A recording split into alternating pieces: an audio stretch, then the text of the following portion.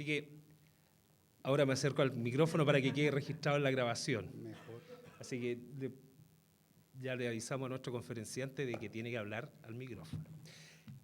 Como les contaba, para nosotros es una alegría poder realizar una actividad como esta, que entre las 10 de la mañana y las 5 de la tarde vamos a estar hablando de ciencia en Chile, de patrimonio, de paleontología, y quisimos dar inicio aprovechando la visita de una persona especial.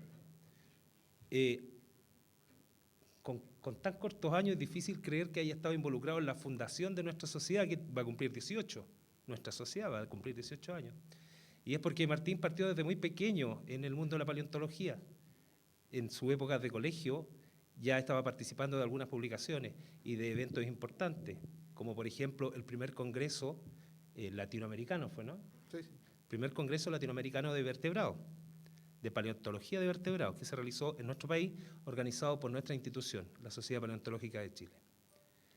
Con larga historia, Martín está a máximo nivel nacional en el tema de la paleontología. En este minuto está cursando su doctorado con una investigación que yo no quiero ni preguntar cuántos años que viene llevándola. No es que él haya comenzado esta investigación con su doctorado, sino que, por lo que yo lo conozco, sé que las aves han sido una pasión durante toda su vida. Y en especial estos regalones. Es cosa de mirar las fotos que tiene de su oficina para darse cuenta que está plagada de pingüinos.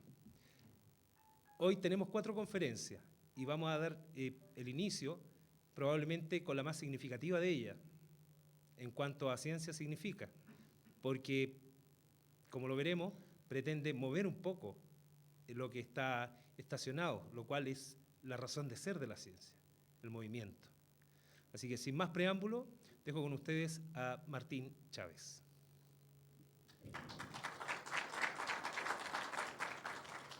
Muchas gracias. Bueno, es un agrado estar aquí y poder conversar con ustedes. Gracias a todos los que se levantaron temprano en un fin de semana para estar aquí. Y bueno, el propósito de estas charlas es principalmente actualizar un poco y dar a conocer lo que he estado haciendo hasta este punto en mi doctorado. Han quedado varias cosas fuera porque la verdad es que es harto lo que estoy haciendo y el título en sí, como pueden ver de esta presentación, es un poco vago, pero también lo es un poco el de mi propia tesis. La charla la he titulado como Explorando la evolución de los pingüinos y es básicamente lo que he estado haciendo durante mi doctorado a través de distintas facetas de lo que es el registro fósil y la evolución de los pingüinos. Pero no se asusten, lo voy a tratar de dejar en los términos más sencillos posibles y si hay alguna duda, por favor, no tengan miedo en preguntar al final de la charla. Una súper breve introducción a qué son los pingüinos. Creo que todos estarán familiarizados con lo que son los pingüinos.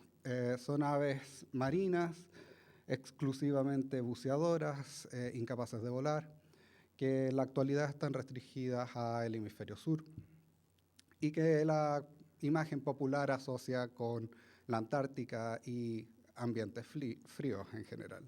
Sin embargo, los pingüinos no solamente se encuentran en áreas frías, sino que también se pueden encontrar en aguas templadas e incluso tropicales, como por ejemplo es el caso del pingüino de Galápagos, que vive en la línea del Ecuador y que es la especie más norteña de pingüinos que existe.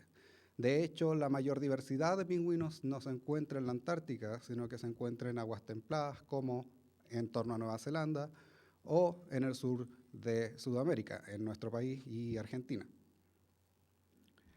Los pingüinos también son probablemente el grupo de aves marinas con el mejor registro fósil. Tienen varios centenares de especímenes cuando tenemos suerte en ciertas especies y en otros casos incluso diríamos miles de especímenes individuales y más de 70 especies fósiles que se han descrito a lo largo de los años.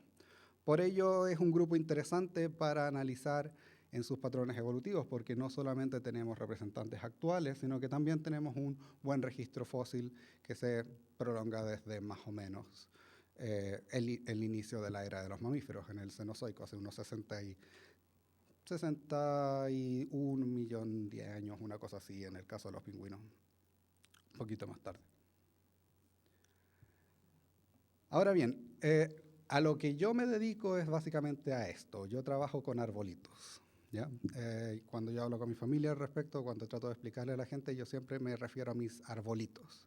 Y los arbolitos son estos arbolitos. Árboles filogenéticos que representan las relaciones entre las distintas especies, en este caso con énfasis en los pingüinos. Y aunque a primera vista se ve un poco complicado y a lo mejor no es tan fácil de digerir, simplemente esto nos muestra las relaciones entre pares de animales. Y como pueden ver aquí tenemos lo que se conoce actualmente de las relaciones entre los pingüinos fósiles, que son todos estos que tenemos aquí en verde, y los grupos de pingüinos actuales y sus representantes fósiles que están en azul. Esto nos lleva desde las formas más primitivas, pingüinos como Waimanu, es el pingüino más primitivo que se conoce, del Paleoceno medio de Nueva Zelanda, que como pueden ver es un animal bastante distinto en forma a lo que podemos imaginar de un pingüino actual, todavía en proceso de convertirse en un animal completamente especializado en el buceo, hasta las formas gigantes que habitaron hace unos 30, 40 millones de años en el hemisferio sur. Cuando hablamos de formas gigantes de pingüinos, estamos hablando de pingüinos de 1,50 m, 1,60 m de alto. Consideren que el pingüino más grande en la actualidad es el pingüino emperador, que mide solamente 90 centímetros de alto, máximo 1,10 m, rarísimos individuos de ese tamaño, digamos. Pero durante este periodo, uno de los periodos más calientes en el planeta Tierra, los últimos 65 millones de años, los pingüinos eran realmente masivos. Luego tenemos formas un poquito más cercanas a los actuales, representadas en general en el registro fósil argentino, y finalmente el grupo de los pingüinos modernos. Así separamos entonces este arbolito en dos grandes grupos, lo que llamamos los pingüinos tallo, que viene a ser una burda traducción del término stem que usamos en inglés para referirnos a todos los animales fósiles que no pertenecen al grupo que tiene representantes vivos dentro de cualquier arbolito de estas características, y los pingüinos de la corona, que son los crown penguins, que son básicamente los pingüinos que tienen representantes actuales. Pero para simplificar, vamos a usar en esta charla los términos pingüinos primitivos para todos estos y pingüinos modernos para el grupo que tiene representantes actuales. Sin embargo, tomen este término de primitivos en una forma bastante general, no significa que sean inferiores ni nada por el estilo. Estamos hablando simplemente de una cuestión de ancestralidad y su posición en las relaciones. Durante estos años, ya estoy en mi tercer año, empezando el cuarto y último año de mi tesis doctoral, he dedicado un buen tiempo a revisar el registro fósil y muchos especímenes con los que yo ya había estado trabajando con anterioridad, en orden de aclarar un poco las relaciones y la calidad del registro que tenemos en Chile particularmente y en Perú, que son las principales áreas donde yo he trabajado. Igualmente muchos especímenes de Argentina y complementando mucho últimamente con el registro fósil de los pingüinos en la Antártica. Aquí podemos ver entonces un mapa del registro no solamente de pingüinos, sino que de aves en general durante el Plioceno, es decir, entre 5 millones de años y 2 millones de años, más o menos. Y aquí podemos ver varias localidades en Chile donde tenemos registro que incluye pingüinos. Y de estas, las dos localidades, las dos formaciones geológicas con las que he estado trabajando más últimamente son la formación Coquimbo, en la región de Coquimbo y Atacama, con dos localidades, la localidad de Carrizal y la localidad de Coquimbo en sí misma, y la formación Orcón, aquí en la costa central de Chile. Veamos primero entonces qué pasa con los especímenes de la formación Coquimbo. Esto es todo el registro de aves para la formación Coquimbo que hay publicado, todo lo que hay, literalmente. Es decir, son solamente 3 huesos. Eso es todo lo que hay publicado de esta formación en cuanto a aves. Hay más especímenes, por supuesto, pero la mayor parte de estos otros registros no han sido todavía descritos. Todos estos corresponden a pingüinos.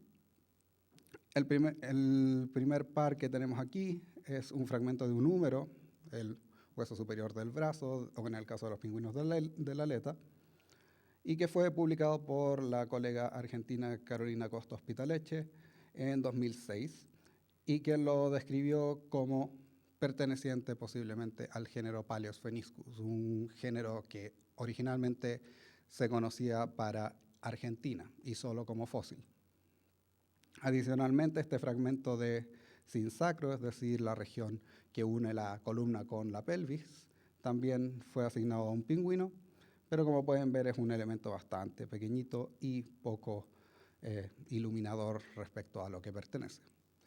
Un poco después yo hice una mención de este espécimen, un húmero bastante más completo que el anterior, de la localidad de Carrizalillo, que asigné al género Spheniscus, que es un género actual. El género Spheniscus es importante porque es el que en términos generales llamamos los pingüinos con smoking o pingüinos con bandas, que básicamente incluyen al pingüino de Magallanes y al pingüino de Humboldt que tenemos nosotros aquí en Chile, junto con el pingüino de Sudáfrica y el pingüino de las Galápagos, es decir, es el grupo de pingüinos más temperados y más tropicales. Y en el registro sudamericano es bastante abundante en Chile y en Perú. Pero cuando ustedes están viendo estos fósiles, se preguntarán lo mismo que yo tuve que preguntarme en algún punto. ¿Podemos realmente decir algo con estos fósiles tan fragmentarios y tan aislados? Estamos hablando de 3 simples huesitos. ¿Qué nos puede decir eso respecto a la evolución de los pingüinos? Y más importante aún, ¿podemos realmente diferenciar entre estos animales solamente mirando un hueso y huesos parciales? Y esta es una pregunta central en paleontología. Es súper común que nosotros hacemos asignaciones de este tipo, pero la verdad es que a veces la forma en que se describen estos materiales no es muy detallada. Simplemente se basa en lo que llamamos criterio experto. Una persona que conoce bien los animales determina que estos pertenecen a tal o tal cosa, pero a la hora de describir esto no hay mucho detalle de cómo pasa esto o cuáles son las características que realmente permiten hacer esto. Y en este caso particular, me dediqué a explorar un poco cómo hacer esto con un hueso en particular, que es este húmero, en 2 géneros de pingüinos. Este género extinto que ya había mencionado, Paleospheniscus, descrito originalmente en Argentina, y los pingüinos de bandas, particularmente los grupos fósiles y actuales de ellos. Y la pregunta puede parecer extraña porque después de todo estamos hablando de la diferencia entre un pingüino que está completamente extinto y que son solamente conocidos a través de fósiles y un grupo que incluso tiene representantes vivos, digamos.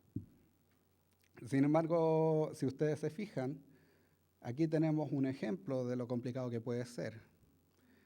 De estos 3 huesos, 2 pertenecen al género Paleospheniscus y uno de ellos pertenece al género Spheniscus. ¿Cómo ustedes separarían estos 3 huesos? ¿Cuáles les parecen que son? Hay uno que en teoría debería ser distinto de los demás. ¿Ven algo que realmente les parezca distinto?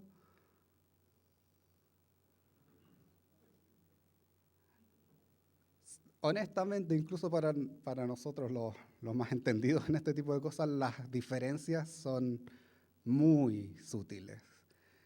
¿Alguien tiene alguna votación de cuál de estos debería ser el que pertenece a el intruso, por así decirlo? ¿Cuál sería el de Spheniscus en comparación a los otros?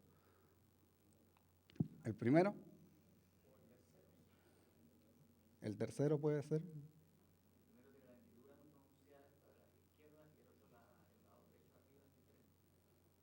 Hay pequeños detalles, sí, que son distintos, pero si nos empezamos a fijar también, si uno lo mira superficialmente, todos son distintos, ligeramente distintos. Eso es parte del problema. Hay variación intraespecífica en todos los animales, es decir, dentro de la misma población de una misma especie podemos tener distintas morfologías. ¿Cómo sabemos, entonces? En este caso, cuando los escalamos, este es el tamaño real, se vuelve un poco más fácil la identificación porque, claro, hay una diferencia de tamaños, pero fuera de la diferencia de tamaños, los detalles morfológicos se vuelven un poco más vagos en general. Aquí podemos ver entonces que este pertenece a una especie extinta del género Hephaniscus y estos otros dos al género Paleopheniscus, pero de nuevo, las diferencias son mínimas al mirarlos por encima, ¿no? De modo que para abordar este tipo de problemas, mucha gente ha trabajado desde distintas perspectivas. En el caso de mi colega argentina, Carolina Acosta Hospitaleche, ella se ha dedicado bastante a tratar de dilucidar métodos métricos para poder hacer estas discriminaciones, es decir, utilizando análisis de imágenes, se pueden medir distintas variables, se pueden poner puntos específicos del hueso en comparación con otros, y a través de ello hacer un análisis numérico que permita discriminar entre distintos grupos fósiles o entre distintos grupos actuales con un mismo hueso. No obstante, como pueden ver aquí, esto representa básicamente cada puntito es un espécimen atribuido a cada especie. Aquí tienen entonces la distribución de 4 especies de Spheniscus y aquí tienen la nube que forman varias especies de Paleopheniscus. Y podrán notar una cosa, y es que las dos se sobreponen en esta región. Eso significa que hay áreas donde ambos grupos van a tener las mismas medidas, digamos. De modo que por sí solo no es una forma completamente infalible para la discriminación. Aún más, en este estudio particular se utilizó un número reducido de especímenes de Spheniscus, uno por especie, mientras que en este se utilizaron numerosos individuos para varias especies. De modo que en el fondo lo que tenemos aquí representado como esta área verde representa un poco mejor la variedad real de formas que hay en el género Paleospheniscus, pero esta está bastante restringida, solamente representa uno por especie. Si empezamos a incluir más, los puntitos se van a empezar a desparramar un poco más, e incluso podrían sobrelaparse más todavía.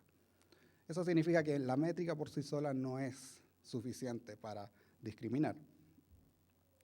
De modo que lo que yo estuve haciendo fue buscar y analizar cómo podíamos usar caracteres de naturaleza cualitativa para poder discriminar entre estos dos grupos. Es decir, cuestiones que no se relacionan con los números, con las medidas del hueso, sino que con las características físicas. Y bueno, para mi propia sorpresa, porque durante años yo he tenido incluso dudas de qué tan distintos son realmente estos grupos, pero pude identificar una serie de caracteres que sí distinguen ambos animales. Aquí pueden ver marcados varios caracteres que son ligeramente distintos entre ambos grupos. Por ejemplo, en este caso, en Paleopheniscus presenta esta muesca aquí, mientras que Spheniscus no la presenta. La separación entre estas dos marcas musculares aquí es mucho más amplia en Paleopheniscus que en Spheniscus. La forma de este borde es más dentada aquí y mucho más recta acá. Detallitos en general que permiten esta identificación. Sin embargo, volvemos al mismo problema, variación intraespecífica. En todos los animales de una misma población hay distintas morfologías y nada es tan estable como parece a simple vista. Si tomamos un hueso individual y lo comparamos con otro hueso individual, probablemente vamos a poder hallar esta serie de caracteres siempre para discriminar estos dos huesos. Pero cuando estamos pensando a escala de poblaciones, se complica todo esto. De modo que para tratar de mostrar cuál es el grado de variación que tenemos en este tipo de caracteres, lo que yo hice fue básicamente tomar estos caracteres y codificarlos con números en una matriz, asignándole valores 0, 1, 2, por ejemplo, a cada uno de ellos, y verlos en distintos números de especímenes. Y aquí tienen las tablas que muestran la variación dentro de cada grupo. En el fondo, aquí tienen abajo cuántos especímenes se observaron para cada uno de estos grupos y fíjense que en la gran mayoría de los caracteres siempre hay variación. Siempre vas a tener uno de los caracteres que aparece en el otro género en el género opuesto. Eso significa que se pueden sobrelapar en morfología y pueden haber características que a simple vista parezcan que son súper buenas para discriminar entre estos dos animales, pero en realidad, si consideramos la variación, es posible que una de estas morfologías aparezca en la especie incorrecta, por así decirlo. Lo más interesante sí es que podemos ver claramente que en ambos casos existe una preferencia y una morfología que es la más común para ese género. En el caso de Pheniscus, como pueden ver, todos los azules, los caracteres azules, que todos tienen el mismo valor de 0 en este caso, son los más frecuentes siempre. Y en menores proporciones tenemos la frecuencia de las otras morfologías. En el caso del género actual es Pheniscus, es el carácter 1 el que es el más habitual. Eso significa que sí hay morfologías relativamente estables, pero hay que tener cuidado con estas pequeñas variaciones. Teniendo consideración de esto, se pudieron identificar varios caracteres que nos sirven para discriminar y determinar cuán fuertes son estos caracteres. Y utilizando esto, se puede entonces hacer asignaciones mucho más detalladas y más claras de especímenes individuales. Y esto se puede hacer con cada hueso del esqueleto y con ello tener una visión más clara de la variación. Para estar seguros que esta variación nos permite discriminar entre estos dos grupos de animales y que estos dos géneros de animales entonces son distintivos, utilizando esta misma matriz se corre un análisis que es básicamente el mismo tipo de análisis que uno utiliza para hacer los arbolitos finogenéticos que les mostré al principio, solamente que en este caso no hay una raíz, es decir, no hay un punto de origen. Y aquí lo que está representado entonces, las distancias representan cuántos cambios y qué tan distantes están cada uno de estos grupos. Y esta escala de acá abajo representa 1 grado de separación entre ambos. Y como pueden ver, al hacer el análisis, todos los húmeros de Paleopheniscus se agrupan en un extremo y todos los de Spheniscus en el otro extremo.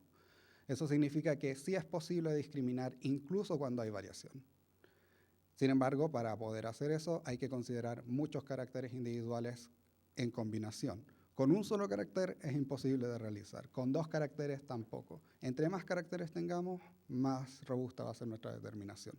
Y es posible entonces compensar esta variabilidad a través de un mayor número de especímenes. La aplicación de esto en esta publicación que salió este año, a mediados de este año, en la revista Argentina Meguiniana, fue también una reevaluación del registro fósil del género Paleopheniscus, el cual tenía posibles registros aquí en Chile, pero también tenía posibles registros en Perú y en Sudáfrica incluso. Lo cual es interesante porque, como he mencionado, estas son las localidades de donde originalmente se describió el género Paleopheniscus. Paleopheniscus patagonicus, por ejemplo, es la especie tipo y fue encontrada en Teruel, en la Patagonia Argentina. Sin embargo, posteriormente, Carolina, por ejemplo, atribuyó varios especímenes en Formación Coquimbo y Formación Valle Inglesa en el norte de Chile a Paleopheniscus. Y al revisar utilizando esta serie de caracteres, la verdad es que ninguno de ellos puede ser asignado al género Paleopheniscus y todos realmente pueden ser atribuidos más cercanamente al género actual Pheniscus. Sin embargo, durante la misma revisión fue posible constatar que el registro atribuido a Paleopheniscus a partir de otro hueso, el tarso metatarso, de Perú, es un registro fidedigno, es decir, realmente pertenece a este género, lo cual es muy interesante porque hasta ahora todo el resto de los registros conocidos para este género se limitan a la Patagonia Argentina y tenemos uno en Perú.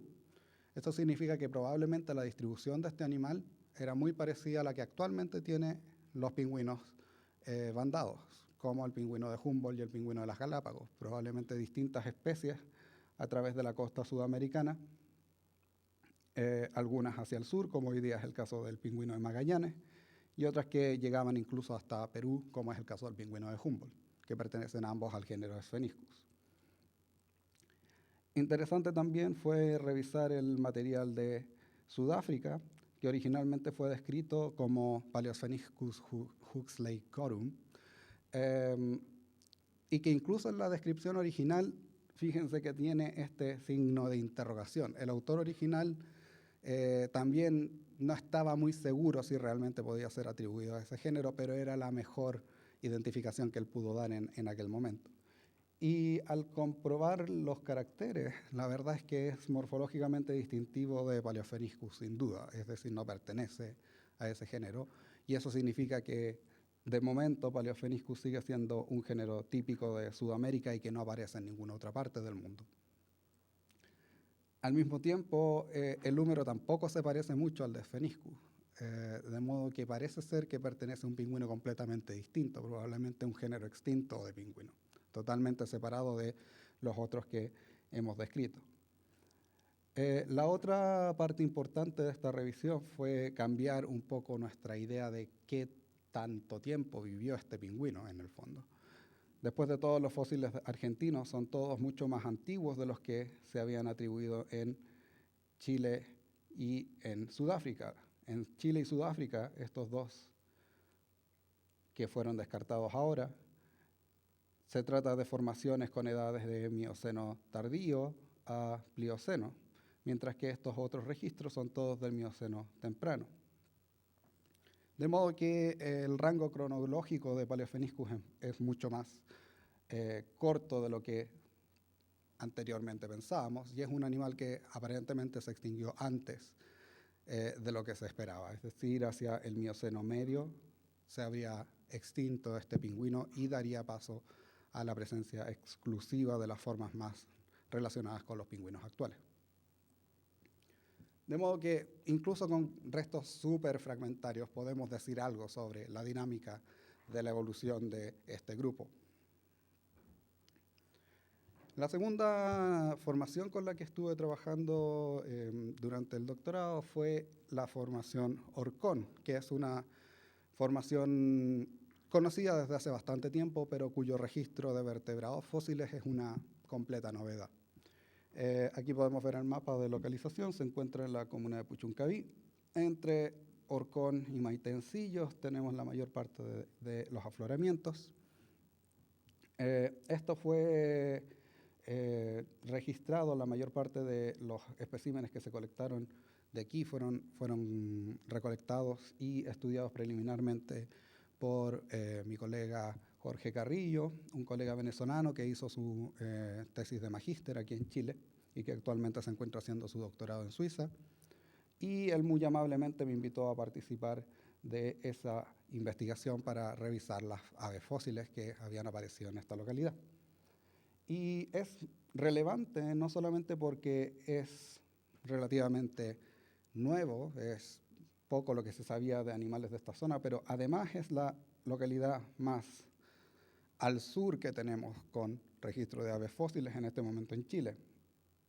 Cosa curiosa, después de todo nosotros tenemos 4.000 kilómetros de costa en Chile y el registro más austral de faunas fósiles de aves que tenemos en este momento para los últimos 5 millones de años está aquí en la zona central. Eso significa que quedan por lo menos unos 2.000 kilómetros de costa que todavía no tienen nada de registro, lo cual es bastante prometedor para el futuro. ¿Qué apareció entonces en esta localidad? Varios restos de pingüinos, otra vez.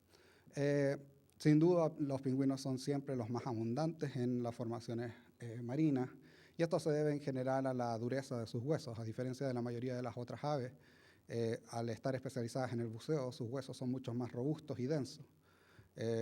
Eso permite que se preserven mucho mejor y más fácilmente, sobreviven a todos los trajines del proceso de fosilización y entierro. Aquí podemos ver entonces algunos de los especímenes que se encontraron, un húmero relativamente completo, otro fragmento de otro húmero, fragmentos de una tibia y 2 tarso-metatarsos bastante bien preservados. Aquí los tienen, son solamente dos, pero en todas sus vistas posibles. Y lo que fue interesante es que en un inicio parecían muy similares a todo lo que habíamos encontrado antes en las localidades en el norte, en Bahía Inglesa, por ejemplo, o en Coquimbo.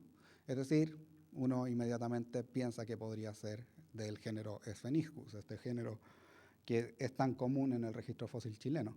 Pero al analizar un poco las proporciones del hueso, nos damos cuenta de que es un animal bastante diferente a lo que se conocía anteriormente. Aquí podemos ver este gráfico que se ve un poco enredado, pero básicamente lo que está viéndose aquí es el índice de elongación del tarso metatarso, que es básicamente tomar la medida de aquí a aquí, el ancho proximal, y el largo en la parte central del tarso y dividir una medida por la otra. Con eso sabemos, tenemos un número aproximado de la proporción de qué tan elongado es el hueso. Y luego la longitud central graficada en este otro eje. Y como podemos ver entonces, estos son todos los pingüinos que se conocen para este periodo de tiempo, es decir, los últimos aproximadamente 12 millones de años para Sudamérica, y incluyendo muchos de los grupos actuales. Y aquí están en negro los dos fósiles de Orcón. Y como pueden ver, se separan de todos los otros fósiles y de todas las otras formas vivas. Aquí están los pingüinos del género Spheniscus, incluyendo los fósiles, varios de los fósiles más pequeñitos, y aquí están los fósiles más grandes, que se encuentran en Chile y en Perú. Aquí tenemos, por ejemplo, los pingüinos antárticos de tamaño mediano. Tenemos el pingüino emperador aquí y el pingüino rey, que son los más grandes de la actualidad. Fósiles de la Patagonia, como las especies de Paleospheniscus o Eretiscus, que es el pingüino más pequeño del mundo que se conoce en el registro fósil. Y estos pingüinitos aparecen prácticamente aislados de todos. Solo un animal aparece cercano a las proporciones y tamaños de este, y es Nucleornis. Y Nucleornis es un pingüino bastante especial que solo se conoce también a partir de un par de tarso-metatarsos aislados del Plioceno de Sudáfrica. Y aquí está el espécimen, este es el pingüinito de Orcón. Y a simple vista sí parecen similares, hay ciertas similitudes generales en ambos elementos. Pero si los miramos con más detalle, hay varias características que no cuadran. Por ejemplo, este foramen de aquí es mucho más grande en el caso del pingüino de Sudáfrica, en el caso de nuestro pingüino de Orcón es pequeñito. La abertura del otro foramen de aquí por la parte posterior se encuentra directamente debajo de esta cresta de aquí, en el caso del pingüino de Sudáfrica, pero en el de Orcón se encuentra lateral a esta cresta. El desarrollo de la misma cresta también es bastante distinto, y un montón de otros detallitos que muestran que son bastante diferentes al verlos con cuidado. Y de hecho, la morfología general de este pingüino de Orcón se asemeja mucho más a lo que vemos actualmente en el pingüino macaroni o en los pingüinos de penacho amarillo que tenemos acá en el sur de Chile y que pertenecen a otro género totalmente distinto, el género Eudiptes, los pingüinos crestados. De modo que junto con esta evidencia, junto con varias otras características y un análisis también filogenético, otro análisis de arbolito que les voy a mostrar después, determinamos que se trata en realidad de una nueva especie del género Eudiptes, y es la que nosotros bautizamos a mediados de este año con el nombre de Eudiptes caluina. Y Eudiptes caluina deriva su nombre del término caluina, que es la palabra que usaban los yaganes en Tierra del Fuego para referirse al pingüino de penacho amarillo. De modo que le rinde un homenaje también a las lenguas nativas. Y como podemos ver en comparación, aquí tenemos el pingüino de Macaroni, que es uno de los pingüinos crestados que todavía viven en Chile, en comparación al tamaño de Eudiptes caluina, y podemos ver que se trata de un animal bastante más grande. De hecho, es el pingüino crestado más grande. Los pingüinos crestados actuales son en general pequeñitos, mucho más pequeñitos que otros pingüinos, como los pingüinos con bandas, por ejemplo. Y atrás tienen, por ejemplo, la silueta del pingüino de ojo amarillo, un pingüino de Nueva Zelanda que pertenece al género hermano de los pingüinos crestados y que también es ligeramente más pequeño que nuestros fósiles de aquí de Chile. Este es también el registro más antiguo del género, es decir, este es el más antiguo de los pingüinos crestados que se conocen en la actualidad. Junto con estos restos de pingüinos también se encontraron un par de otros elementos. Se encontró este fragmento de huesito, que es un fragmento del tibiotarso, el huesito de la pata, que fue identificado como perteneciente a Puffinus griseus, es decir, la fardela negra, que aún persiste en las costas chilenas. Y este esqueleto parcial, fragmentos del esqueleto apendicular y el ala de un cormorán de pequeño tamaño. De hecho, este es uno de los pocos especímenes asociados y semiarticulados que se han encontrado hasta ahora en esta formación y es por lejos el cormorán más completo que se conoce para nuestro país y una de las aves fósiles más completas que se ha conocido en Chile. Principalmente porque en el caso de la formación bahía inglesa en el norte de nuestro país, que es una de las más fructíferas en términos de aves fósiles, los huesos normalmente se encuentran en forma aislada. Sin embargo, en este caso al menos tenemos un esqueleto parcial. Pero, ¿cuál es el significado de esta localidad en términos de fauna y qué nos dice esto respecto a la evolución de las aves en nuestro país? Bueno, lo más interesante es de nuevo la posición de esta localidad y qué nos dice eso respecto a cómo se relaciona con la diversidad y los cambios en el clima que hemos tenido en los últimos millones de años. Aquí pueden ver entonces un mapa de las temperaturas del agua superficial durante el invierno austral. Esto específicamente es en agosto del 2013. Y los colores representan distintas temperaturas del agua. Hacia los colores más púrpuras, más fríos, y hacia los colores rojos, más calientes. Y se podrán fijar que Sudamérica, esto es lo que pasa normalmente en Sudamérica, a menos de que tengamos un año con el niño o la niña, por ejemplo, pero bajo condiciones normales, si se fijan las temperaturas del agua en la costa de Chile, son mucho más bajas en general que en la costa atlántica.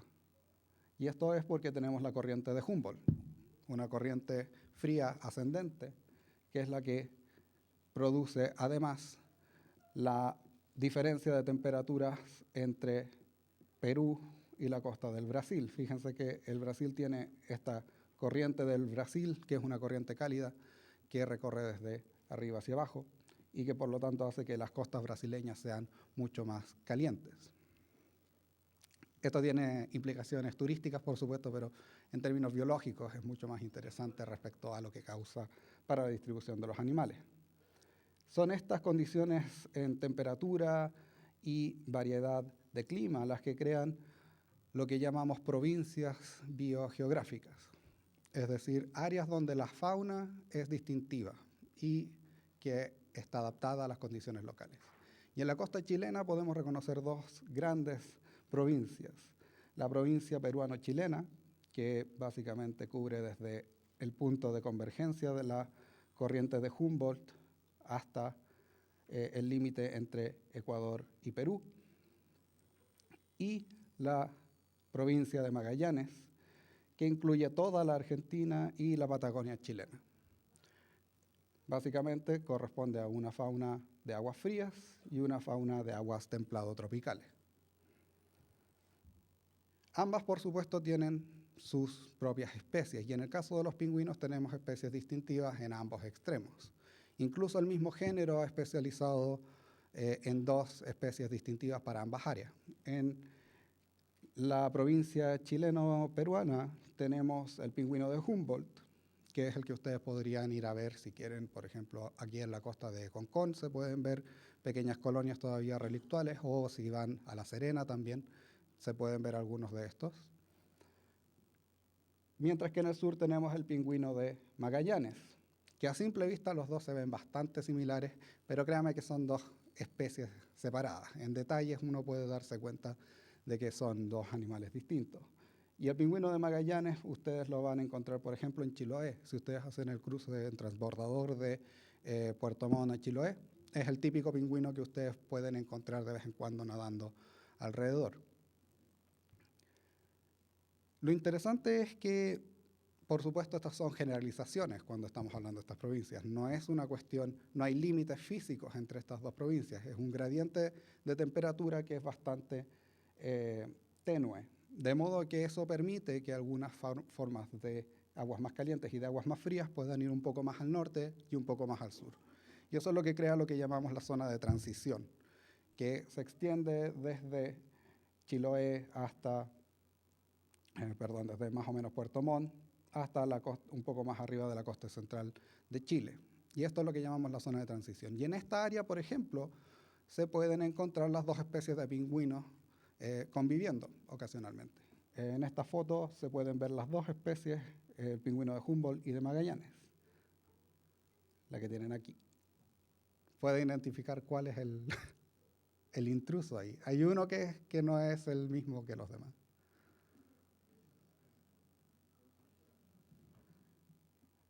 Este de aquí.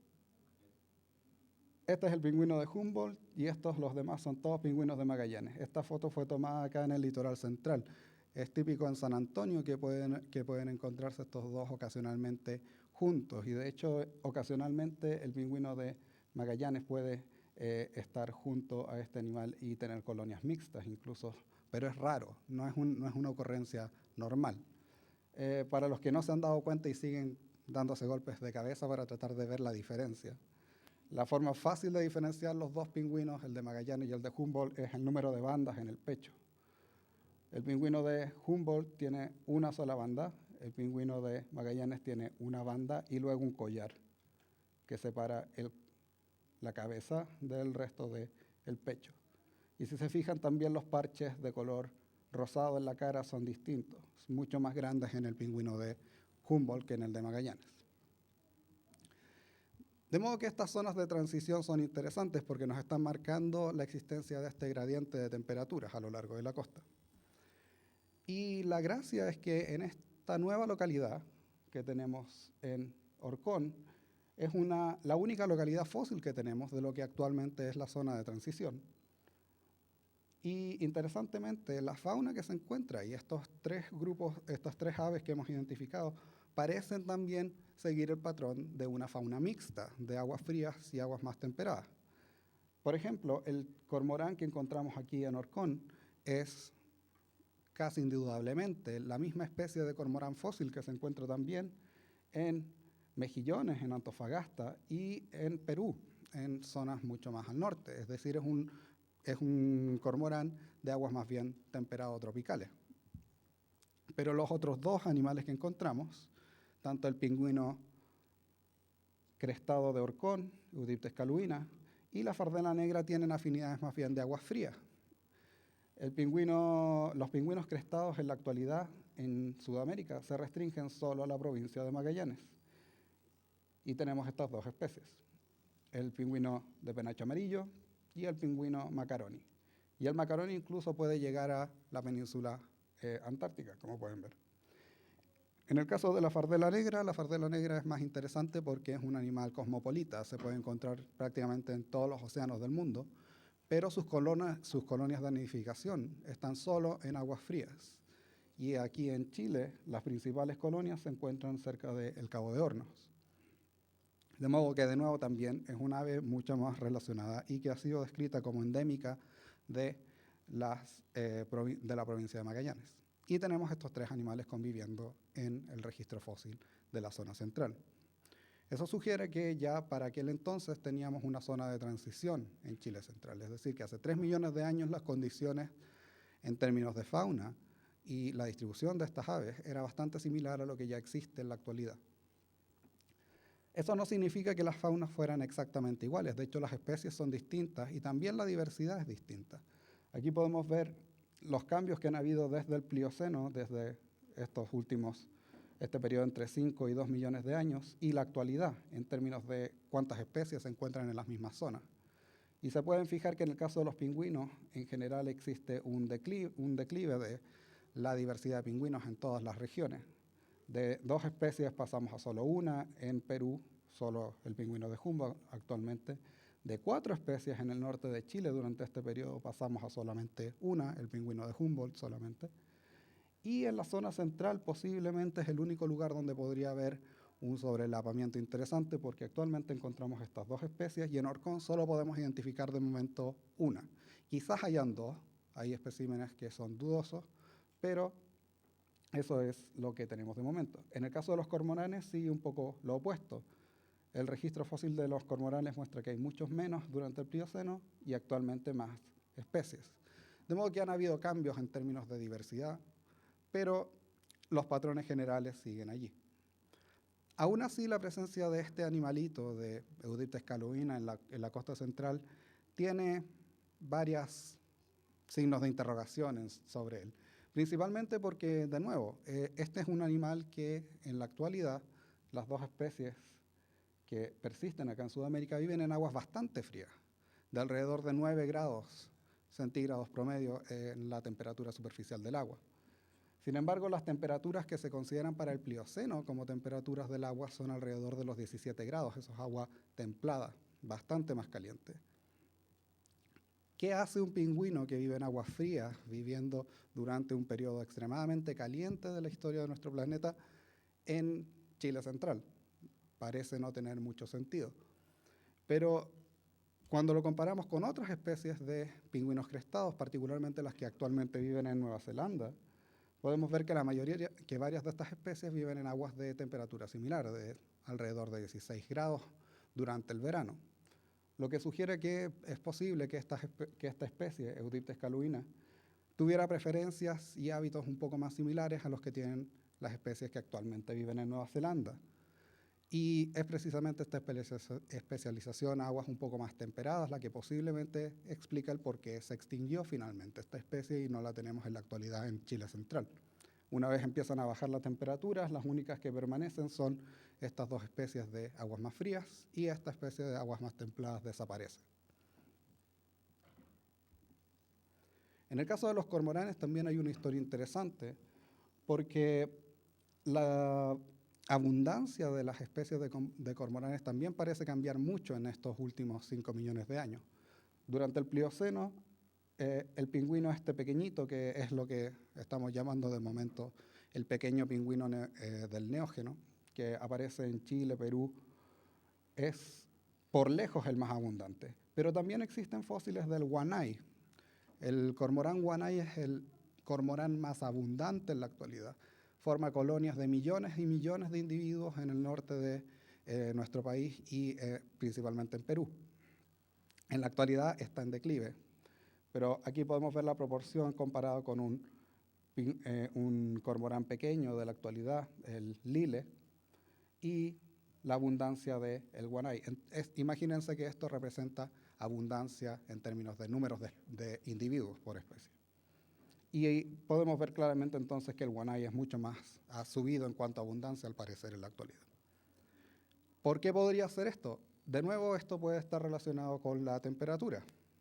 Y si consideramos que en la actualidad la población del Guanay está determinada en gran medida por la abundancia de la anchoveta, que es su principal presa, podemos imaginar que las condiciones durante el Plioceno, es decir, condiciones más cálidas, no parecen haber sido muy favorables. Lo que esto trata de explicarnos es que a mayor temperatura, la población de ambos animales, la anchoveta y el guanay, es menor. Mientras que a menor temperatura, ambos animales proliferan más. Y esto lo sabemos porque pasa todo el tiempo, porque es precisamente eso lo que pasa durante el periodo del Niño. Y durante periodos con el Niño, la anchoveta desaparece prácticamente de las costas de Chile y Perú, es reemplazada por la sardina y, en consecuencia, el guanay también tiene un declive muy sostenido en su población. De modo que las condiciones climáticas durante el Plioceno se parecen un poco más a lo que ocurre durante el Niño, aquí en nuestra costa. De hecho, se ha llegado a especular que lo que teníamos durante este periodo era un Niño permanente en las costas de Chile. Hay bastante discusión al respecto, pero es un hecho de que las temperaturas eran más elevadas. De modo que lo que estamos viendo es que las faunas de Orcón sugieren reacciones bastante esperables a las condiciones climáticas de aquel entonces y la existencia de una zona transicional en Chile central ya hace unos 5 millones de años. La última parte, y probablemente la más grande de mi doctorado, tiene ya relación no solamente con la investigación con especímenes específicos y localidades específicas, sino que las dos preguntas más grandes. ¿Cuáles han sido los cambios en términos de diversidad que han tenido los pingüinos en el planeta durante estos 65 millones de años? Y luego, ¿cuál es la relación que existe entre los pingüinos y cómo han ido evolucionando? Y la forma en que uno puede explorar esto, la principal forma en que uno puede explorar estas preguntas es a través de los arbolitos. De nuevo volvemos a los árboles filogenéticos. Aquí podemos ver varias hipótesis que se han planteado en el tiempo. En 1946, este caballero de aquí, que a quienes conozcan un poco más de paleo les sonará, que es Gaylord Simpson, George Gaylord Simpson, planteó la existencia de a lo menos 4 subfamilias de pingüinos, de las cuales al menos 3 serían subfamilias fósiles, y una sola sería la que representa a los pingüinos actuales. Pero él tenía esta idea de que los fósiles mostraban que habían a lo menos 3 grupos muy distintivos, completamente separados de pingüinos. Pero él lo hizo a base de lo que llamamos alfa-taxonomía, es decir, simplemente mirando estos elementos y llegando a la conclusión de que se parecían o no se parecían, pero ningún tipo de análisis mayor de estos elementos. Posteriormente se empezó a utilizar el método cladístico, que permite hacer estos arbolitos a partir de la medición y comparación de caracteres en una forma un poco más estructurada. Y aquí tenemos un árbol, por ejemplo, realizado por Carolina, basado solamente en morfología, en 44 caracteres, y resultaba en un solo arbolito que nos mostraba estas relaciones entre los pingüinos actuales y 2 fósiles. Paleopheniscus aquí, Paraptenodites acá. Lamentablemente este trabajo es muy conciso y la cantidad de caracteres, como pueden ver, es poca, y pocas especies también incluidas en el análisis, de modo que no es muy informativo. Sin embargo, otros autores se han dedicado a hacer bases de datos mucho más extensas y combinar datos de distintas fuentes para poder dilucidar las relaciones entre estos animales. Y aquí tenemos, por ejemplo, un árbol construido por Daniel Sepka, uno de mis supervisores de la tesis de doctorado, en el cual se utilizó 228 caracteres morfológicos, bastante más que en este otro, de todo el esqueleto, más alrededor de 6.000 pares de bases, es decir, 6.000 pares de bases de ADN para poder ver la comparación. Y combinando ambos datos, tanto el ADN de las formas actuales como los caracteres morfológicos de los extintos, tenemos un árbol mucho más completo de la evolución de los pingüinos. Y aquí podemos ver entonces los pingüinos modernos, las familias Phoenicidae, de aquí para acá, y pingüinos gigantes, por ejemplo, mucho más a la base del árbol.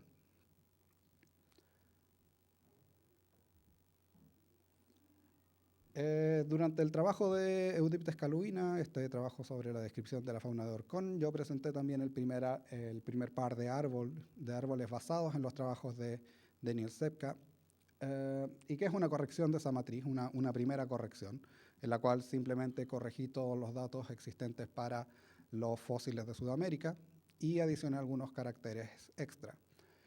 La idea de este análisis era principalmente ver qué pasaba con Eudiptes caluina, con este nuevo pingüinito y con quién se ligaba. Y como pueden ver en ambos resultados, arriba tenemos un análisis que combina de nuevo ADN y morfología, y abajo solamente la morfología. En ambos casos podemos ver Eudiptes, la nueva especie de Eudiptes, cayendo junto con el resto de los pingüinos crestados, lo que confirma que realmente pertenece al género Eudiptes. Lo interesante es que ambos árboles son muy similares hacia la base, pero cuando vemos el grupo de los pingüinos actuales o el grupo que incluye a los pingüinos actuales, podemos ver diferencias interesantes. Todos los árboles siempre recuperan 3 grupos principales: los pingüinos antárticos, los pingüinos de madriguera y los pingüinos de cabeza amarilla. Sin embargo, la forma en que ellos se acoplan es distinta entre los análisis combinados y los análisis basados en morfología. Esto es lo que pasa. Aquí tenemos entonces el arbolito sin una raíz. De nuevo le sacamos la parte de donde lo estamos tomando desde la base. Y aquí podemos ver las relaciones generales entre todos los pingüinos. Entonces distinguimos esos 3 grupos principales. Los pingüinos de madriguera, que incluyen a las 4 especies actuales de Spheniscus, los pingüinos de bandas, el pingüino de Magallanes, el pingüino de Sudáfrica, el pingüino de Humboldt y el pingüino de las Galápagos, junto con el pequeño pingüino azul o el pingüino pigmeo de Nueva Zelanda. Este nombre de pingüinos de madriguera o burrowing penguins que he creado yo para este grupo se debe a que todos comparten una característica interesante, y es que todos nidifican haciendo madrigueras. Son el único grupo de pingüinos que hace agujeros en la tierra y anida debajo de la tierra. Todos los demás o tienen un pequeño nido muy, muy simple sobre la superficie de la tierra, o, en el caso, por ejemplo, de los pingüinos emperadores, no tienen nidos en lo absoluto y llevan el huevo sobre las patas. El otro grupo son los pingüinos de cabeza amarilla, que incluye a todos los pingüinos crestados, el grupo más diverso de pingüinos en la actualidad, 7 especies, repartidas en todo el hemisferio sur en aguas temperadas, más el pingüino de ojo amarillo, la especie más rara de pingüino en la actualidad en cuanto a abundancia y que solo vive en Nueva Zelanda. Es una especie en peligro. Y estas dos comparten una característica en común entre varias otras, pero una de las más distintivas es que poseen plumas amarillas en la cabeza. De ahí el nombre de pingüinos de cabeza amarilla. En el caso de los pingüinos crestados, estas plumas amarillas aparecen en forma de penachos que salen cerca de los ojos hacia la parte posterior. Y en el caso del de ojo amarillo, tiene esta banda amarilla que sale desde los ojos hacia atrás. También el iris del ojo del pingüino de ojo amarillo también es de un color amarillo pálido. Así que lo hace bastante distintivo. Y este nombre parece juntarlos bien. El último grupo es un grupo bastante intrigante porque no siempre es recuperado como que todos los pingüinos que aquí se incluyen están realmente tan relacionados, pero incluye a todos los pingüinos que actualmente son los verdaderos pingüinos antárticos, los que realmente viven en la Antártica. Y estos son los pingüinos emperador y el rey, que son los grandes pingüinos actuales, los más grandes que existen, y las 3 especies de Pigocelis, que es lo que llamamos pingüinos de cola larga o de cola de cepillo, porque como pueden ver tienen estas colas mucho más largas y duritas que les ayudan a sujetarse, de hecho, al caminar. La diferencia entonces cuando utilizamos datos del ADN o cuando usamos moléculas para hacer estos árboles es en dónde aparece la raíz del árbol. Cuando utilizamos morfología, la raíz aparece aquí, y cuando utilizamos ADN, la raíz aparece acá. En consecuencia, lo que estamos causando es que cuando usamos la morfología, los pingüinos de madriguera son los más primitivos de todos los pingüinos actuales. Si usamos el ADN, los pingüinos actuales, los pingüinos antárticos actuales son los más primitivos de todos. Las relaciones generales son las mismas, pero quién es el más primitivo es lo que cambia. Cuando combinamos ambas, morfología y ADN, siempre obtenemos esta misma forma, que los antárticos son los pingüinos más primitivos. Este es un problema que es muy común en paleontología porque, bueno, los fósiles no nos dicen todo. Estamos trabajando solo con morfología y el ADN puede darnos muchos otros caracteres que no estamos viendo a través de la morfología.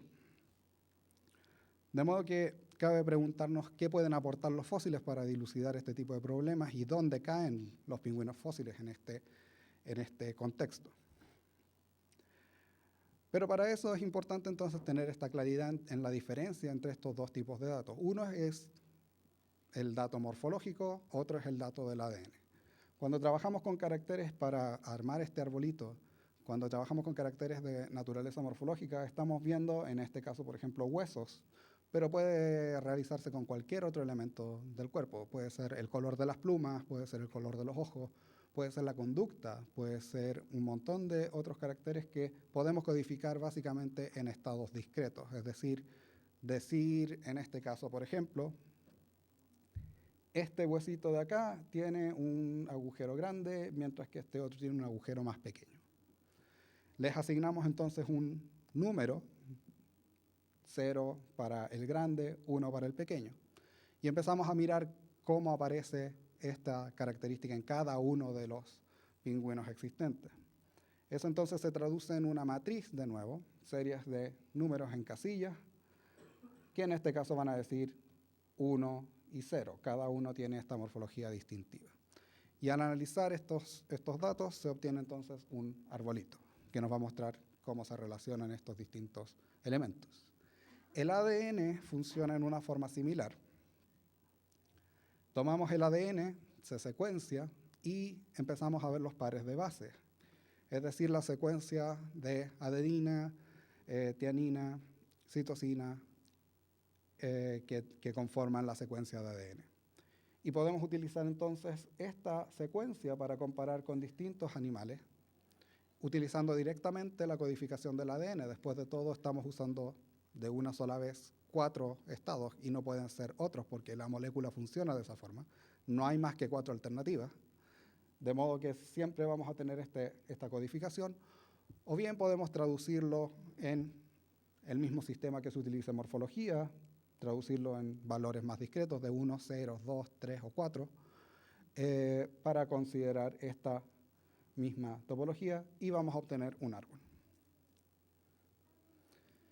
El asunto es que ustedes se podrán imaginar que crear caracteres morfológicos es mucho más complicado en términos de trabajo que con el ADN. El ADN es difícil de extraer y de analizar, pero una vez hecho, todo está listo. Básicamente obtenemos la secuencia de aminoácidos y podemos usarla derechito. En el caso de los caracteres morfológicos tenemos que definir el carácter de una forma tal que no se sobreponga con los otros caracteres, mirar cada huesito individualmente, considerar la variabilidad intraespecífica, que ya hemos visto que es importante, y un montón de otras consideraciones. De modo que siempre la cantidad de datos morfológicos va a ser menor. Y, en términos generales, a mayor número de caracteres, mejor deberían ser nuestros resultados. Eso es lo que le da un poder muy significativo al ADN. Sin embargo, cuando estamos hablando de fósiles, obviamente no hay ADN. De modo que hay que trabajar con caracteres morfológicos. Y para poder integrar los dos, tiene que ser a través de morfología. No hay otra alternativa de momento. De modo que la mayor parte de mi trabajo ha sido construir una nueva matriz e identificar estos caracteres. Estas dos láminas son del paper más reciente que viene, va a salir luego ya, sobre este trabajo. Y todos estos numeritos que ven aquí es determinación de caracteres para estos 2 únicos huesos. Aquí estamos viendo solo 2 huesos. Y no son todos los caracteres que hay en estos 2 huesos, pero en estos 2, el húmero y el tarso metatarso, si comparamos entre todos los pingüinos, he compilado en este momento una serie de más de 70 caracteres. Esto es una mejora respecto a lo que existía antes en el siguiente sentido. En el trabajo de Eutiptes Calovina, que ya era una revisión de lo que había antes, estábamos trabajando con 254 caracteres para 68 especies de animales fósiles y actuales, lo cual incluía 50 caracteres del húmero y el tarso metatarso. De este paper que está en publicación en este momento, ya se aumentó la cantidad de caracteres morfológicos a 279. Se redujo un poco las especies porque estábamos explorando otro grupo de especies que no se habían explorado antes. y se aumentó significativamente el número de caracteres del húmero y el tarso metatarso. ¿Por qué estos dos huesos? Porque son los que más comúnmente se utilizan para identificar especies fósiles de pingüinos, porque son los que se encuentran más abundantemente y son los que tienen más complejidad morfológica y permiten una separación más sencilla de especies. Para el análisis final de mi tesis, que es lo que estoy en este momento haciendo, la matriz final tiene 386 caracteres morfológicos, es decir, sobre estos 107 caracteres nuevos, lo cual es un incremento bastante significativo, y 71 especies comparadas, lo cual es también más variedad de especies de lo que se hacía anteriormente. Lo que buscamos al hacer este tipo de análisis es básicamente conseguir la menor cantidad de árboles como resultado, con la menor cantidad de pasitos para construir el árbol y con la mayor cantidad de especies posible. Del análisis de solamente los elementos del húmero, obtenemos estos distintos árboles, que no es necesario que nos miren mucho, pero han habido cambios en la morfología y la topología. Esto solamente analizando caracteres del húmero y el tarso metatarso. Y entre ellos podemos ver ciertas diferencias y que los árboles cambian si adicionamos o quitamos especies del árbol. Pero a la larga, este es el árbol importante que resulta de todo esto. De este trabajo se toman todos esos caracteres y se corrigen de los anteriores y se suman a todos los caracteres morfológicos y se comparan juntos. Y esta es la nueva relación de los pingüinos fósiles entonces que aparece a partir de este. Todos los nombres que aparecen aquí en negrita representan pingüinos que nunca antes se habían analizado en cuanto a sus relaciones. Todos estos huesitos de aquí arriba representan qué tan completos son los materiales que estamos usando para estudiar a estos animales. En el caso del dibujo de abajo es el tarso metatarso. Como pueden ver, en muchos casos está presente un elemento completo, aunque en algunos es solamente un elemento parcial. El otro es el húmero. Y arriba, todos los que tienen un punto, significa que aparte de estos dos huesos, hay más huesos para comparar. Como pueden ver, hay casos tristes como estos de aquí. Lo único que se conoce de estos animales es tarso, metatarso completos, pero aislados, nada más. Y eso se tiene que comparar con todo el resto del esqueleto de los demás. El resultado de este análisis fue interesante porque cambia un poco lo que pensábamos antes de las relaciones de los pingüinos fósiles. Hasta ahora, cada vez que analizábamos los pingüinos fósiles, siempre aparecían separados en distintas posiciones. Pero esta es la primera vez que recuperamos esto, una aparente radiación de pingüinos fósiles completamente separada del resto.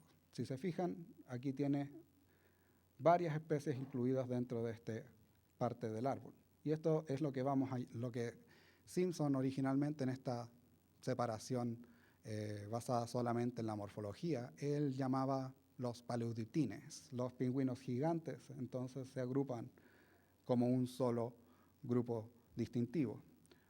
También habría una segunda radiación de pingüinos extintos, que también es completamente separada, pero más cercana hacia los pingüinos actuales, que son los pingüinos más relacionados con paraptenodites, que vienen todos de Argentina. Son puros fósiles de hace unos 20 millones de años que se encuentran en Argentina. Y también representarían un grupo separado. Es algo completamente nuevo, de nuevo, dentro de nuestra perspectiva.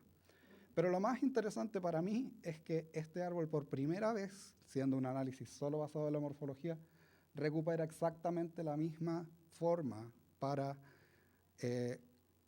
los pingüinos actuales que con el ADN. Es decir, por primera vez hemos reconciliado ambos arbolitos que antes no podían ser reconciliados. En ambos casos, entonces, los pingüinos antárticos son los más primitivos de los pingüinos actuales y los pingüinos de cabeza amarilla y de madriguera forman un grupo más derivado y ambos son hermanos entre sí. Esto es importante porque significa que estamos empezando a hallar puntos en común y que la cantidad de datos morfológicos es lo suficientemente buena y son lo suficientemente robustos como para darnos resultados similares a los que conseguimos con el ADN. La última consideración que hay que tener al hacer este tipo de trabajo es que cuando estamos hablando de árboles, hay una técnica adicional que nos permite pensar en hace cuánto tiempo cada uno de estos grupos se separó. Y es lo que llamamos los relojes moleculares.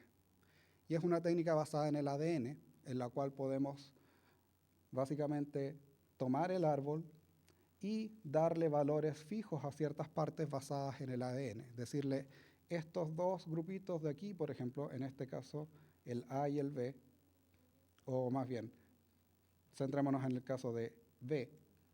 Estos dos, la gallina y el ganso, los fósiles dicen que se tienen que haber separado entre los dos a lo menos hace unos 90 millones de años. ¿Por qué? Porque el registro más antiguo de los patos es de unos 90 millones de años de antigüedad. Eso significa que ya habían patos para ese entonces y por lo tanto ya en ese momento tenían que estar separados. Diciéndole eso al árbol y tomando en cuenta la ratio, se me olvida el nombre en español, la proporción, digamos, de cambios que tiene el ADN con el tiempo, se puede hacer un reloj. Y ese reloj nos va a decir entonces hace cuánto tiempo se separaron los demás, basado en fechas que podemos darle a las partes en que sí sepamos la fecha. Y han habido dos estudios hechos con pingüinos al respecto. Uno arrojó edades bastante antiguas que sugiere que el origen de los pingüinos modernos fue hace unos 40 millones de años. Y el más reciente, que salió solamente este año, sugiere que el origen de los pingüinos modernos fue hace solo 20 millones de años, la mitad del tiempo. ¿Por qué este cambio tan radical? Porque estamos usando distintas formas de calibrar el árbol, es decir, le estamos dando distintas fechas a estas partes fijas. Este análisis original se hizo basado solamente en la separación entre la gallina y los gansos, y luego el hipotético origen de todas las aves modernas en distintos puntos. Mientras que en este otro caso, todas las flechas indican partes que se han podido calibrar usando el registro fósil de los pingüinos, incluyendo los fósiles de pingüinos, y eso es mucho más cercano a la realidad. Estamos preguntándonos cosas acerca de los pingüinos, hace sentido que tratemos de calibrar usando pingüinos, en el fondo. Lo interesante es que este paper del 2013 salió justo en el momento en que nosotros en mi equipo de trabajo en Bristol estábamos a punto de tirar exactamente el mismo paper. Un análisis independiente, pero basado en los mismos principios del reloj molecular. Y nuestros resultados son básicamente los mismos que consiguió este equipo, que alcanzó a publicar el trabajo primero. Esto era lo que nosotros habíamos conseguido con nuestro análisis, que muestra edades bastante similares. También utilizamos puntos de calibración internos.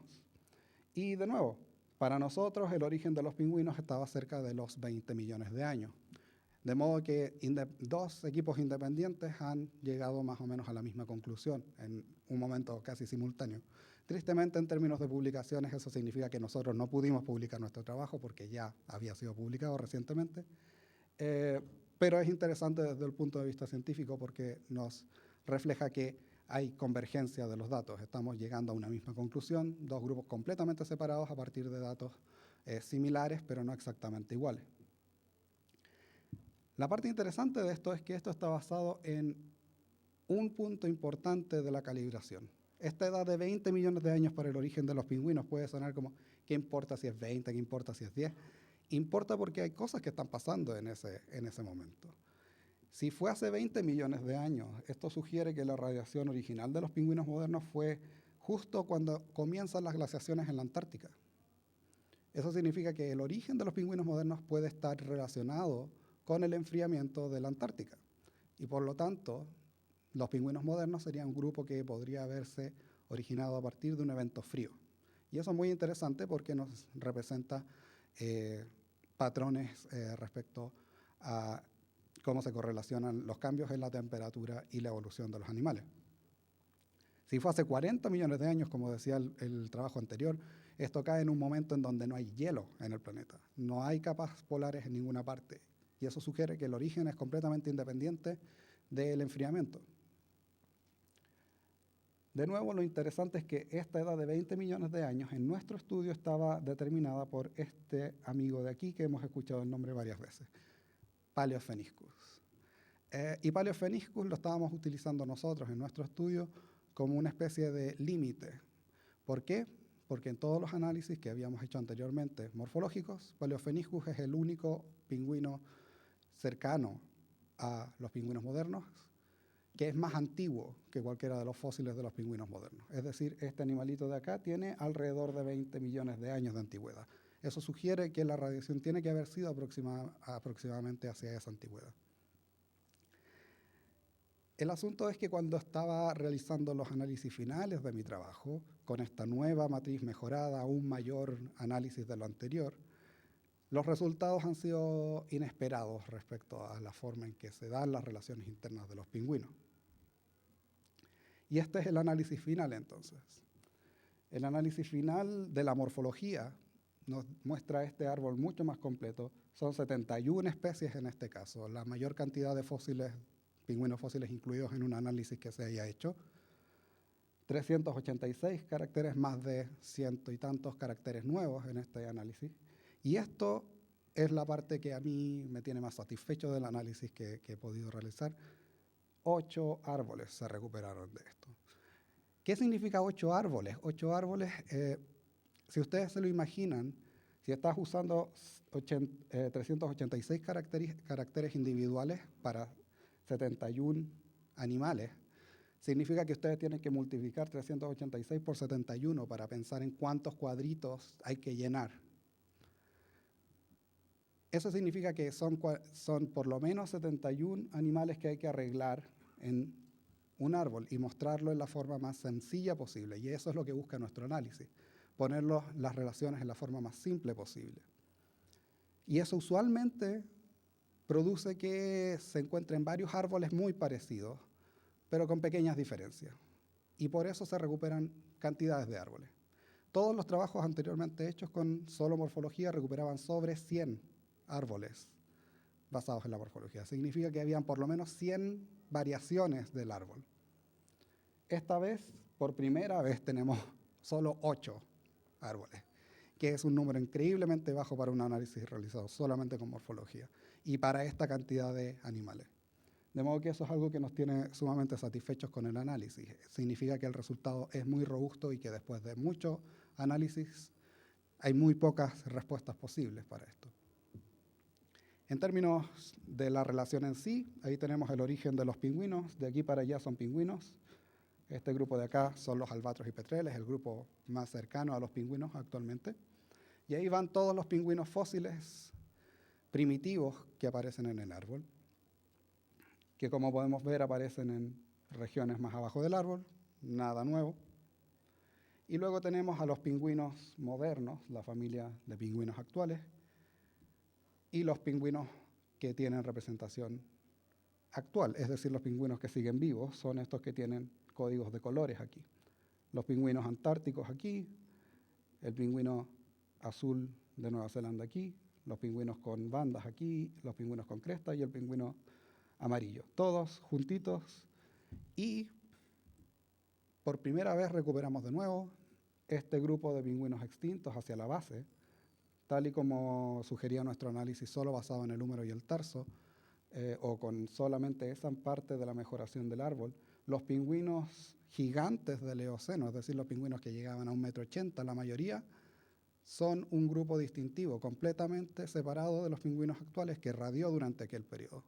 Es decir, probablemente es un grupo tropical que radió en aquel momento, totalmente independiente de la evolución de los pingüinos modernos. Mientras que dentro de los pingüinos modernos recuperamos los 3 grupos principales que ya habíamos descrito, los pingüinos de tipo antártico, los de madriguera y los de cabeza amarilla.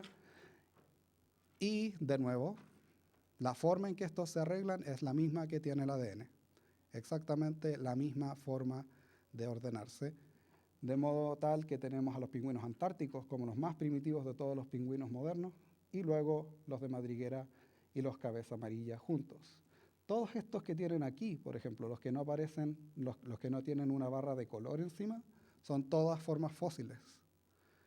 Fíjense entonces que, por ejemplo, en el caso de los pingüinos de madriguera, hay un montón de formas fósiles que caen dentro del grupo.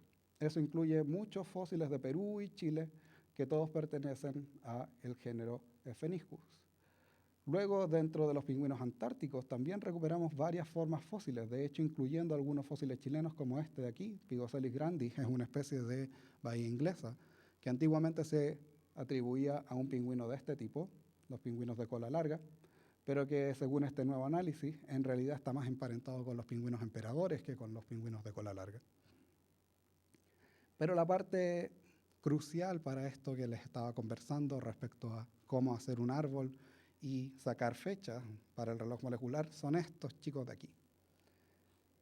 Paleopheniscus y todos sus animales relacionados están dentro de los pingüinos modernos por primera vez.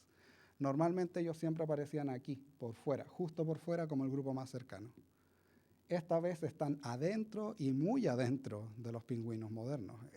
De hecho, son un grupo hermano de todos los pingüinos tropicales, pero es un grupo completamente extinto. Esto significa que en algún momento este grupo de pingüinos en la Patagonia Argentina apareció, evolucionó en un montón de especies diferentes y no dejó descendencia. En la actualidad no hay ningún representante de este grupo. Y la parte importante es que estos pingüinos son sumamente antiguos en comparación con los demás. Eso significa que nuestras calibraciones anteriores, que nos daban estos 20 millones de años como fecha, están mal. De modo que vamos a tener que recalibrar el árbol y ver qué tan antiguo es el origen de los pingüinos. En este momento estamos trabajando todavía en la parte del análisis de ADN para poder refinar esa parte del árbol y hacer la comparación de ambos y luego correr una nueva forma de reloj. Pero en este momento parece ser que la verdad en cuanto a en qué momento aparecieron los pingüinos modernos es algo entre esas dos propuestas que existen ya desde el ADN, entre los 40 y los 20 millones de años. Yo apuesto por algo alrededor de los 35, pero eso es solamente una aproximación. Y eso es interesante de nuevo respecto a el momento en que se originan y qué estaba pasando en ese momento. De modo que la próxima vez que nos veamos en alguna conferencia aquí en Chile, espero poderles traer la novedad de cuáles fueron los resultados de esa parte del análisis y hace cuánto tiempo y qué significa respecto a el origen de los pingüinos a ese nivel. Espero no haya sido demasiado complicado ni aburrido y por favor cualquier pregunta o consulta será muy bienvenida. Gracias.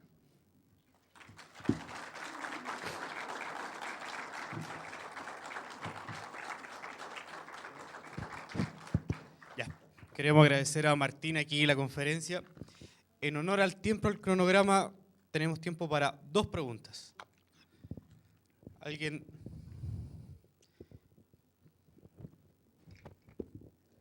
Más o menos, ¿cómo era el antepasado de todos los pingüinos? ¿Era como un albatros? ¿O cómo era su forma más o menos?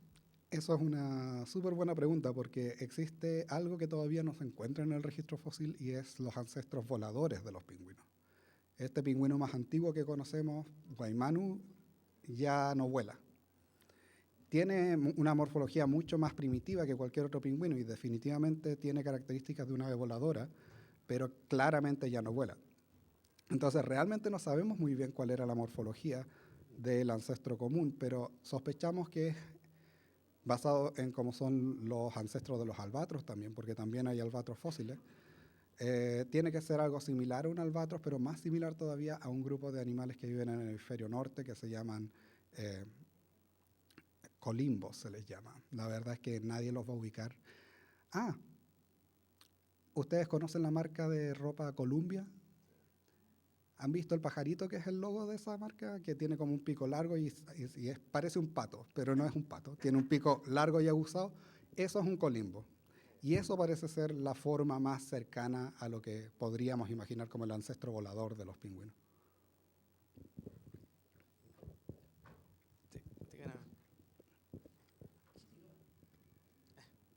Para la grabación.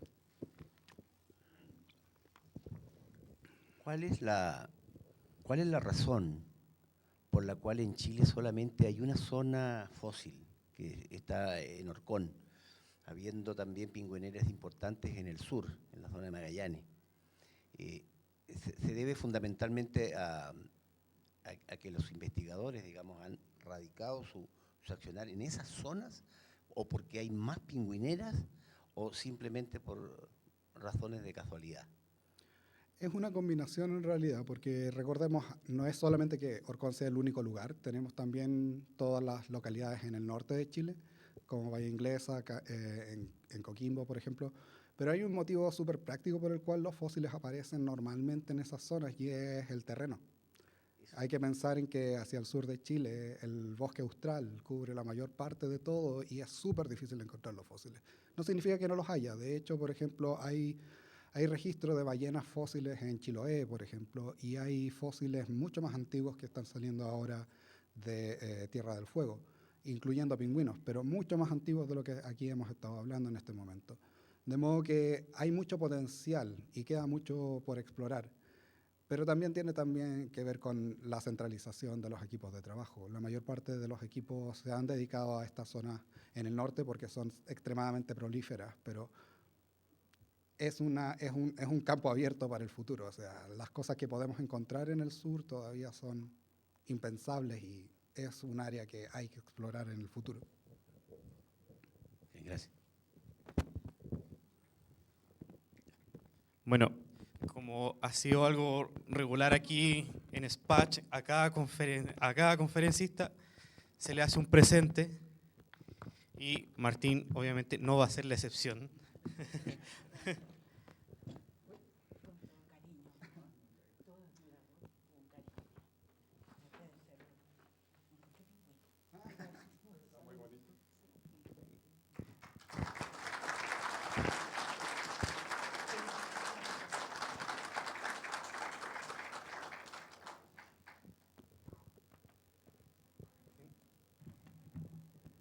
Ahora creo que vamos a tener una intervención de nuestro socio Gabriel.